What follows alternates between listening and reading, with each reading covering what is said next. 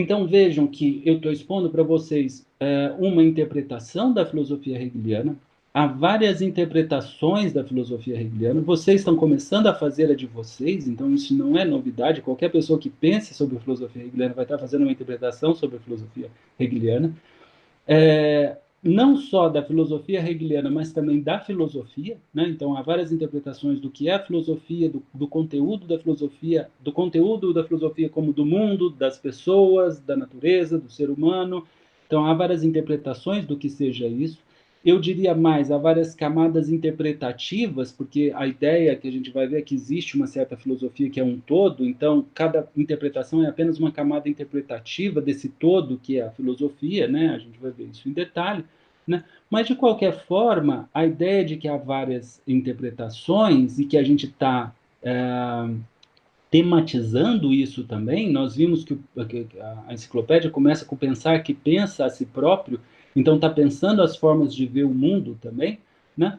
É, como a gente está discutindo essas filosofias, a gente está fazendo o que a gente chama de metafilosofia, ou seja, onde a filosofia também é objeto de análise, de discussão nossa. Então, a filosofia, para mim, né, sempre foi metafilosofia também, em especial em Hegel, ela é metafilosofia. Hegel discute várias filosofias, mais ainda, ele coloca as filosofias, certas grandes filosofias da história da filosofia, como justamente uma descoberta da própria filosofia e que ele próprio está revelando. Então, nesse sentido, elas são parte da filosofia, né, no singular, e, portanto, parte do sistema dele também, mas interpretações parciais. Então, essa ideia de interpretações parciais e ser uma junção delas não é algo novo, né?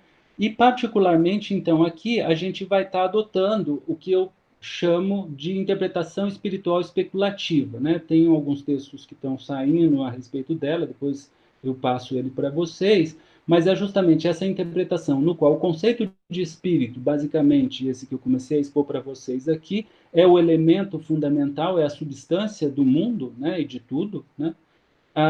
Do todo e de tudo, né? E especulativa, porque especulativa é uma palavra usada pelo próprio Hegel que tem a ver com contemplação. Especulação e contemplação, nesse sentido filosófico que está sendo usado, são sinônimos. E a ideia é como se você olhasse de cima de uma torre, enxergando a totalidade, né? Então, esse espírito absoluto é uma forma especulativa de ver, como se enxergasse todas as razões e a articulação sobre elas, né? Então, a interpretação espiritual especulativa está justamente colocando a existência da possibilidade de se enxergar o sistema hegeliano como tendo isso por base, né? Isso a gente vai entrar em detalhes depois, né? De qualquer forma, a ideia de que ela é um sistema das filosofias. Opa, faltou um S aí. Sistema das filosofias, que é a própria filosofia, né? E que é exposta na Enciclopédia das Ciências Filosóficas nas suas linhas gerais, né? E aí a gente pode falar aqui de uma superação local, né? Quando você tem aí como a gente viu ali, uma certa contradição e depois uma superação dela, um outro que se apresenta para o eu e depois se torna um novo eu. Então, esse movimento é chamado por Hegel de Aufheben, né, que é uma palavra alemã e que ele dá um significado, traz um significado especial, um sentido especial que ela tem, que é de superação, né, onde há uma certa conservação do que estava posto anteriormente, mas algo novo, né? Há uma superação local, mas no caso do espírito absoluto infinito, ele é a superação global, ou seja, ele é a superação de todas as interpretações e visões filosóficas possíveis. Vamos dizer, a verdade, enquanto a verdade é existente e se mostra como um fio de prumo que vai dizer se as filosofias estão mais próximas ou mais longe delas, né?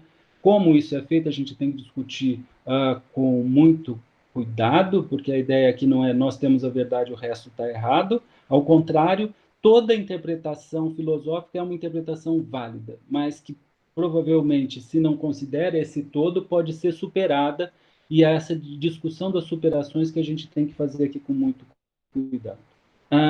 Bom, só para então para ter uma ideia geral, finalizando, né, vou tentar ser um pouco mais rápido aqui, só para vocês terem uma noção do que está em jogo, né, algumas das teses principais, né? Então, essa daqui que a gente já conversou um pouco, né, que eu é a consciência, que é em si a razão, que é a natureza, o próprio eu, os outros eus, né, tudo numa unidade, né, o que Hegel vai chamar de ideia especulativa absoluta no final da ciência da lógica, e que vai ser apresentado como espírito absoluto no final da enciclopédia das ciências filosóficas, né?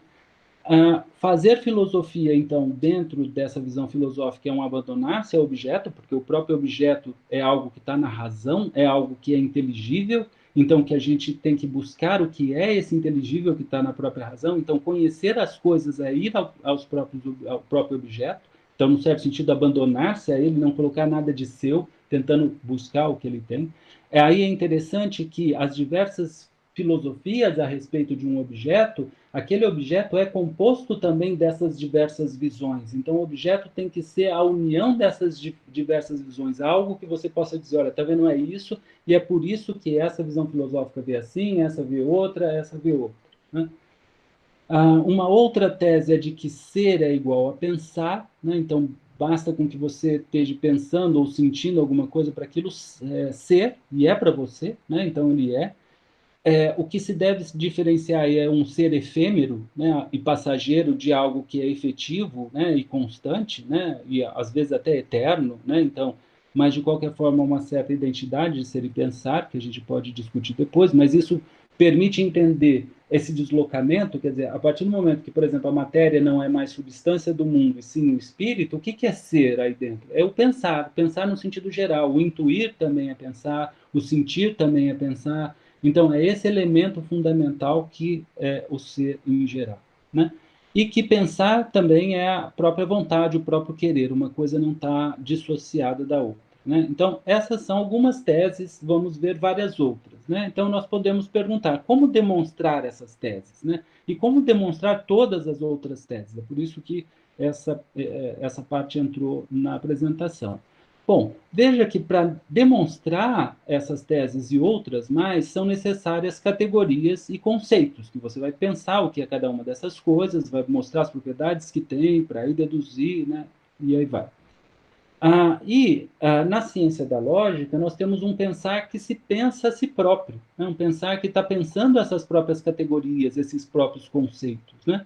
Então, dentro desse universo de um pensamento que está pensando a si próprio e gerando essas categorias, esses conceitos, ou descobrindo, desvelando elas para poder pensar o mundo, a demonstração se torna uma exposição do próprio objeto. Objeto que pode ser, por exemplo, a própria filosofia, o próprio mundo, a própria efetividade, e aí vai.